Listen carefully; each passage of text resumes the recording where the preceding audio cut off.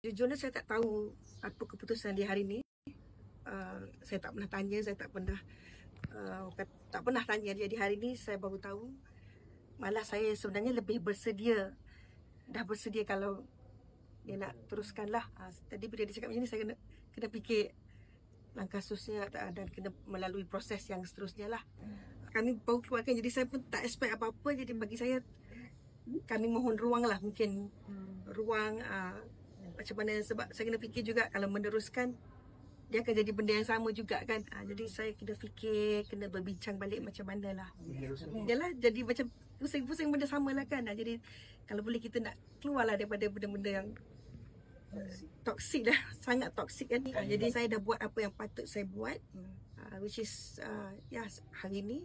Ini adalah keputusan dia, dan saya rasa keputusan dia tidak dipengaruhi oleh siapa-siapa. So inilah keputusan dia. Saya rasa kita pun kena hormat jugalah kan. Walau macam mana pun, saya sebagai seorang isteri, dia suami. Jadi kita kena hormat dan mungkin kena berbincang, bertemu. Saya pernah merasai kehilangan bercerai mati. Jadi sebagai seorang isteri, memang saya tak naklah merasai kehilangan bercerai hidup sebenarnya kan. Tapi kalaulah ini yang terbaik untuk saya, untuk anak-anak saya, untuk masa depan saya kena buat keputusan walaupun pelik. Sebab kita pun tak tahu yang apa yang Allah dah tulis kan.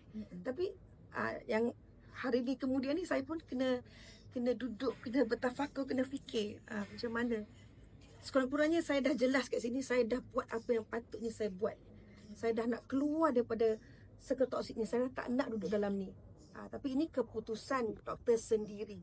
Seronok jugalah kan, walaupun dalam hati tu, tapi masih rasa macam punya dia sayang lagi kat aku, macam tu kan, rasa terasa lah. Tapi kena fikir kasusnya macam mana. Macam tu. Sebab saya cakap banyak kali, saya dengan dia, saya tidak ada memusuh, dan saya tidak ada benda pun nak benci dengan ustaz ni. Sebab dia terlalu baik. Sebab dia terlalu baik dah jadi macam ni sebenarnya. Jadi mungkin kadang-kadang kita tak suka benda tu, tapi mungkin bukan jalan ini kan. Jadi kita berserah lah, terserah.